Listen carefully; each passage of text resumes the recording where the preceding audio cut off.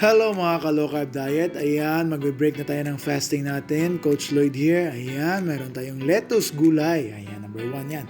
Meron tayong boiled egg, meron tayong tuyo na danggit at saka isda. Ayan, meron tayong suka galing sa niyog.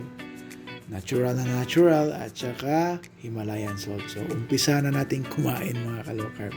Ayan, nag-enjoy lang talaga ako sa mga low carb na pagkain guys kasi mataas naman ng nutrients sa mga pagkain ito like gulay, like isda, protein, like itlog. Marami siyang minerals at saka protein. Marami siyang minerals at saka nutrients. Ayan, so just enjoy the low carb food way of lifestyle mga ka-low carb. Ayan. Kumakain pa naman tayo eh. Basta't i-balance nyo lang yung pagkain ninyo at see to it na yung kinakain ninyo ay may makukuha kang vitamina, may makukuha kang minerals, makakatulong sa katawan natin. So, hindi ito mga junk food guys, this is a real food. So, kung meron kayong mga lulutuin, try magluto ng sabaw, ganyan.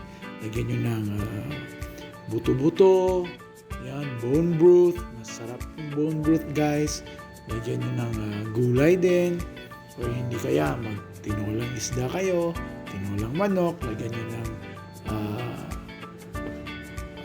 lagyan nyo ng malunggay, ayun, lagyan nyo ng pechay, lagyan nyo ng mga green leafy vegetables guys, kasi para makumpleto yung nutrients na kailangan natin sa katawan natin. Okay? So enjoy kayo guys sa paglo-low carb diet. Huwag niyong biglain ang paglo-low carb diet kung baguhan kayo, okay? May mga stages yan.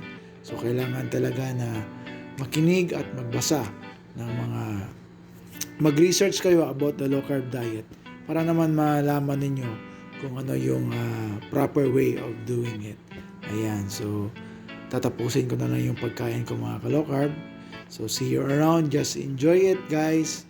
Enjoy ang paglo-low carb journey natin. Kasi ako, since 2019 ako nag-low carb hanggang ngayon. So, makakain mo naman kahit ano guys, basta nasa tamang timbang ka na. Okay?